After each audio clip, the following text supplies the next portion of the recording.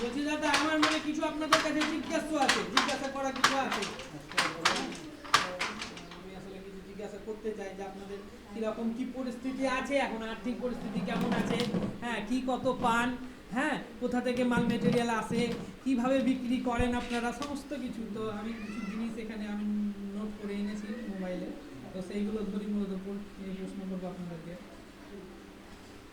বলছি এটা কি মির্জাপুরের তাঁতিপাড়া না এছাড়া অন্য কোনো তাঁতিপাড়া আছে? না, পুরো মির্জাপুরে কিছু কিছু তাঁত বলে, তবে আমাদের এলাকাটা সব থেকে বেশি সবাই তাঁত। মানে আপনাদের এইটুকুটার মধ্যে সবাই পাড়াটা? হ্যাঁ, পাড়াটা। আর অন্য পাড়াতে? অন্য পাড়াতে আছে 2-4টা করে, বেশি নয়। 2-4টা করে আছে। এইটুকুটা এই চত্বরেই বেশি। সব থেকে মানে এই গ্রামে যদি হিসাব করা হয় তা কজন তাঁত বনে? তাও মোটামুটি 500 তাঁতি হবে। 500।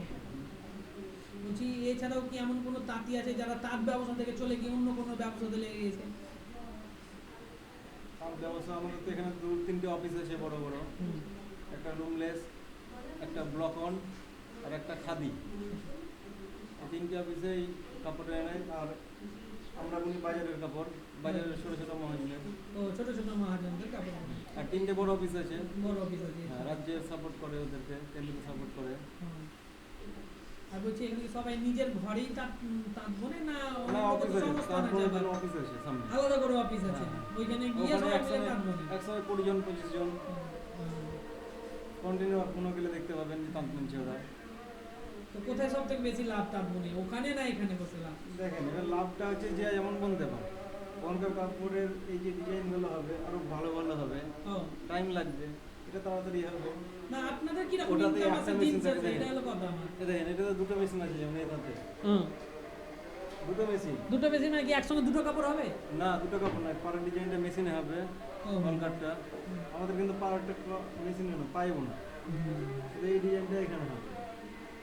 এটাও হালকা তাঁত, এটা ওগুলো ভারী তাঁত, একটু শক্তি পরিশ্রমের কাজ। ওইগুলো বললে পরে ধরেন দিনে 400 টাকা হবে, আর এইগুলো বললে পরে 300-350। তো আপনাকে এই মাল মেটেরিয়ালগুলো এখন কোথা থেকে আনছেন আপনারা? আমরা না, মহাজনেরা কিনে। ও মহাজনেরাই দেয়, শুধু আপনারা বুনে দেন, পয়সা পান নাকি? মজুরিটা। আর এই তাঁতগুলো কে দিয়েছে? তাঁতগুলো নিজে বাড়িরই তাঁত? হ্যাঁ, তৈরি করা।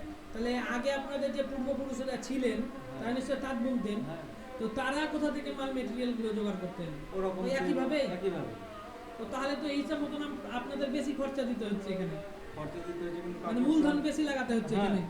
আমি যদি নিজে এটা লাগাতে পারি, নিজে কাপড়টাকে প্রোডাক্ট করে নিজে বিক্রি করতে হবে, সেখানে বিক্রি করতে গেলে আমি যেতে কাজ পাই, আমার সংসার চলবে না। ঝামেলাতে আপনারা যেতে চাইছেন, এটাই হলো আসল কথা। বলছি এখানে কি শুধু মুর্শিদাবাদ সিল্ক হয় না অন্য কিছু সিল্ক হয়? এগুলো যেমন রেশম সিল্ক। এগুলো হচ্ছে রেশম সিল্ক। মুর্শিদাবাদ সিল্ক এটা কি? না, এটা পিওর মুর্শিদাবাদ না, এটা রেশম সিল্ক। ও রেশম সিল্ক, মুর্শিদাবাদ সিল্ক পিওর রেশম। ও এছাড়া কি কি আর হয় এখানে বনেন? এখানে জাকার, ডবল জাকার, আর যে গরদ দশর কি ওগুলো সবই এগুলো, ওগুলো বনেন? ওগুলোর সঙ্গে মুর্শিদাবাদ সিল্কটা বনেন। সব থেকে বেশি কোনটা সেল হয়, মুর্শিদাবাদ সিল্ক না অন্যান্য কিছু? মানে অর্ডার আছে আপনাদের কাছে? আমরা তো ধরুন একটা লাগা আছে চললো, তো অর্ডার তো মহাজনেরা পায়, ওদের সচরাচর ওই ডবল জায়গাটা বেশি চলে। ডবল জায়গা বেশি চলে, মানে গোটা মির্জাপুরেরই কথা বলছেন এটা? হ্যাঁ, ডবল মুর্শিদাবাদ সিল্কটা সেই হারে আসে না। ডবল জায়গাটা এখানে পুরো একটু বেশি হয়, তাঁতিদেরও বেশি ইনকাম, মহাজনের একটু বেশি থাকে ইনকাম। না গত বছর তো এই মির্জাপুর গ্রামটা, আর এবার তো খুবই খারাপ বাজার কলকাতার এই জন্য।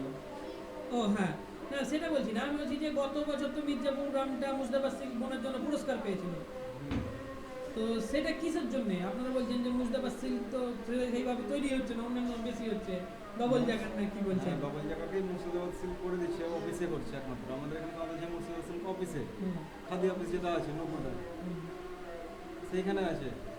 এবার ওখানকার কাপড় পাটি ফার্স্ট হয়েছে। ওখানকার কাপড়টা ফার্স্ট হয়েছে।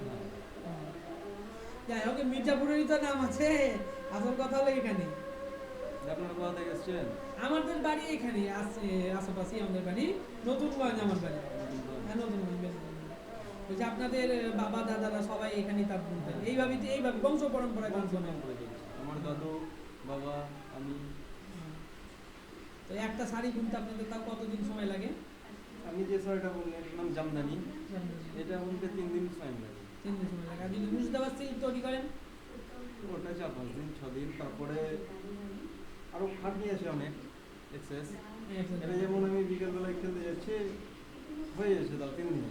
ওটা কিন্তু ওই কাজ ছেড়ে বেরোনো যাবে না, বেরোনো যাবে না, মানে কমপ্লিট করে উঠতে হবে নাকি? কমপ্লিট না, এমনই কাজটা একটা যদি এগুলো কেটে যায় আগে সঙ্গে সঙ্গে নিতে হবে, তাহলে পরে এসে নিতে পারবেন না, এরকম। এই ব্যাপার। তাহলে মাসে আপনারা যদি ধরুন আপনার কথাই ধরি, মাসে আপনি কটা শাড়ি বুনতে পারবেন সব থেকে তাড়াতাড়ি যে শাড়িটা হয়? তাড়াতাড়ি শাড়ি এর থেকে কম হয়, যেটাতে এই ডিজাইনটা হবে না। হ্যাঁ, সেটাই যদি বুনতে চান তো কদিন লাগবে সময়? 2 দিন। 2 দিন, তার মানে মাসে হচ্ছে কটা? 15টা শাড়ি হচ্ছে। তাহলে 15টা যদি 400 করেও ধরি, 4-15 6,000 টাকা। তাহলে 6,000 টাকার বেশি আপনাদের ইনকাম হচ্ছে না, না আরো কিছু আছে এছাড়া ইনকাম? এছাড়াও আছে, মহাজনের 30 টাকা কাপড়ের মাল মশলা দেয়। 30 টাকা করে মাল মশলা দেয়? মহাজন কিন্তু নেবে 22 টাকা। মানে 8 টাকা করে আপনার? একটা মাল সেই আপনি কোথায়, সেই একটা কোথায় বিক্রি করেন, তৈরি করে তখন?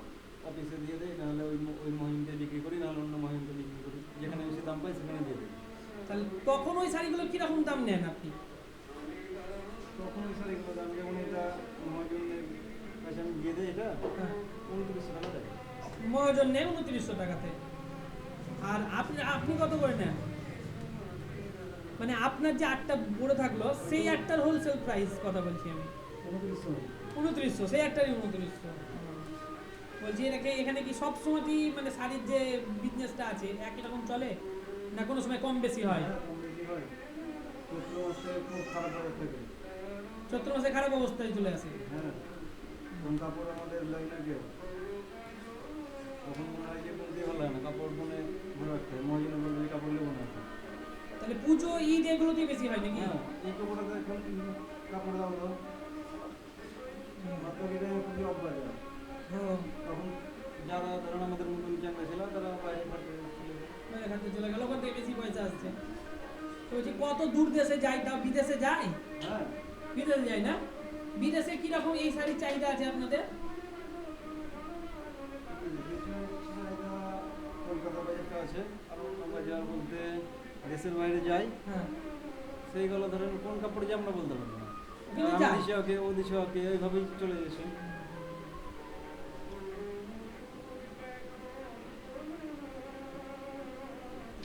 আগের থেকে আপনাদের ইনকামটা বেড়েছে না কমেছে? আগের থেকে 50 টাকা বেড়েছে। ইনকাম বেড়েছে? আগে ছিল 250, এখন হয়েছে 300। মানে খুব একটা বেশি বাড়েনি, কিন্তু বেড়েছে। আর সেলিংটা আগের থেকে বেড়েছে না কমেছে? মানে মহাজনটা আপনাকে অর্ডার দেয়, তাহলে অর্ডারটা আগের থেকে বেড়েছে না কমেছে? মহাজন বলে কেউ কাউকে যে আমার বিক্রি হয়েছে, তুমি কাপড় দাও। মহাজন যদি বলে কাপড় দাও বেশি, আমি তখন বলবো পয়সা দাম বেশি আমাকে, কিন্তু মজুরি দিয়ে 350 টাকা দেবো, তবে মহাজন কোনোদিন বলে না। না না, আপনাকে যে ধরুন ওদের পয়সার ক্ষমতা আছে, ওরা কাপড় নিয়ে এলে স্টক করে নেয় প্রাইমে। না, আমি বলতে চাইছি যে মহাজন আপনাকে ধরুন এই সেপ্টেম্বর মাসে ধরুন 20টা শাড়ি বুনতে দিল ধরুন, তাহলে কি সামনে বছর কি 25টা বুনতে দিবে, কি 22টা বুনতে কম বুনতে দিবে, না একই দিবে? আমি যত বুনবো, আপনি যত পারবেন তত বুনতে পারবেন। আমার ইচ্ছে। আমি যদি মানে ধীরে সুস্থ কাজ করি, কাজ কামাই করি, বাইরের বিভিন্ন কাজ থাকে, তখন কাজ হবে না, তখন মহাজন চাইলেও হবে না, আমার তো কাজ করতে হবে। তাই তো, বাজার দোকান এই গলা করে এরকমই কাজ, আর সবসময় করা যায় না, মাঝে কোনো লাগে। হ্যাঁ, মাঝে কোমরে লাগবে তো। আর ওই পায়ে করে ওটা কি ওটা? কোনটা? ওই যে পায়ে করে ডান্ডার মতন দেওয়া আছে, সব লাঠির মতো। এইগুলোতেও বুনতে হয়। এটাই তো টান দিতে হয় নাকি? এটাই তো মেন, এই চারবো একটা করে উঠবে। ডিজাইন, যে ডিজাইনটা দেখতে পেয়েছেন, মাথাও তো খুব ফাটাতে হয়। এটা কাপড়ের উল্টো দিক, এটা হচ্ছে সোজা দিক, এদিকটা সোজা, এদিকটা সোজা, এদিকটা উল্টো, এদিকে মনে হয় রং নাই, কিন্তু এদিকে দেখো। আর এটা হলো মেশিন। এটা ডবল মেশিন, হ্যাঁ বলছিল, ওই যে ডবল মেশিন। আর হাতও তো আরেকজন বোনে। হ্যাঁ, হাতও হয় না?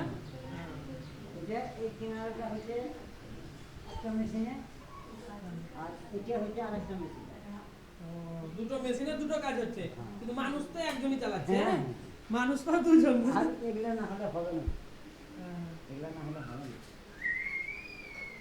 খুব কাজ তো, মানে মাথার কাজ খুব। হ্যাঁ, ব্রেনের কাজ করবে। হ্যাঁ, ওরা ইউটিউব থেকে চলে আসছে ওইভাবেই, ওরা যে কি করে করেছে আমার বড় দাদা বাড়ি এই যে দেখেন এইগুলো বুদ্ধি মানুষের বাড়ি করবে। আমাদের কি হয় তাই তো। নতুনগঞ্জ, এই নতুনগঞ্জ। নতুনগঞ্জ, এই নতুনগঞ্জ, আচ্ছা, আপনার পাশেই নতুনগঞ্জ।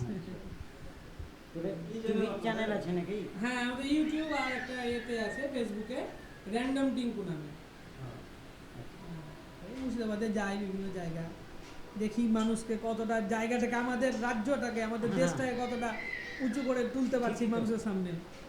অনেকে জানে না মির্জাপুরের কথা। হ্যাঁ। আমি যখন 2-4 দিন আগে আমি দেখছিলাম যে দেখি তো মির্জাপুরের ব্যাপারটা নিয়ে, যে মির্জাপুরে কোথাও আছে কিনা ভিডিও, দেখছি ভিডিওই নাই লোকের কাছে, ভিডিও? ভিডিওই নাই লোকের কাছে। লোক জানবে কি করে? এখন মানুষ সব থেকে বেশি দেখছে ইউটিউব আর ফেসবুক। মানুষকে দেখতে পেতে সবসময় খটখট করে সব ঘুরছে। ইয়াং জেনারেশন কি বলছেন, বুড়োগুলো তো ঘুরছে, একই সঙ্গে ঘুরছে ওরা, কিন্তু তাও নাই।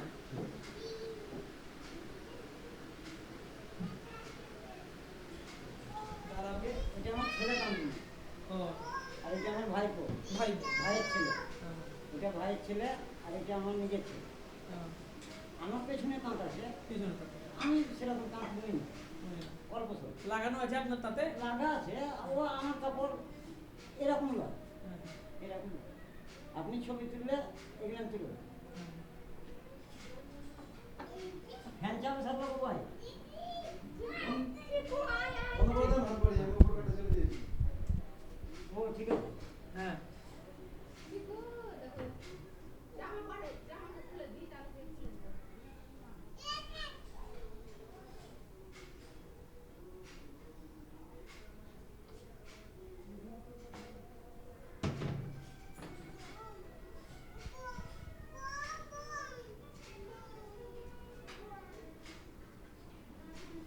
অনলাইনে আপলোড করে ডিজাইন বানানোর সময় আসতে করে দেখতে ভালো লাগবে। যেমন ডিজাইনের এগুলো- সময় না? এগুলো দিয়ে যখন ডিজাইন হবে, এই যে বাইরে ডিজাইনগুলো পড়ে আছে কাপড়ে, ও, ওটা কাপড়ের তো আঁচলের সাথে আঁচল যখন উঠবো তখন ওই ডিজাইন তো ওনারাও দেখতে পারবে। এগুলোর কাজ, হ্যাঁ। তখন 2-3টা বাকি থাকবে, ডিজাইন হবে। আর এইটা কখন আসবে এইটা? এইটাও অনেক, এখনো 10 মিনিট লাগবে। ও, এখন 10 মিনিট সময় লাগবে। হুম। ভালোই তো খাটনি গো, ওটা টানতে হচ্ছে, একবার এটা টানতে হচ্ছে, একবার ওয়েট কমাতে হচ্ছে। কিন্তু ঘরে বসে কাজ, চোখ তাড়াতাড়ি নষ্ট হয়ে যায়। হ্যাঁ, এই কম্পিউটার ফোটার মতন তো ব্যাপার। কম্পিউটারটাও খারাপ। হ্যাঁ, আমি তো প্রথমে এই সুতোগুলো বুঝতেই পারছিলাম না, এগুলো সুতো বলে ভাবতে পারছিলাম না আমি প্রথমে। এগুলো সব একটা একটা হ্যাঁ, আছে। টানটা খসাচ্ছে দেখো, আমি বুঝতে পারছি।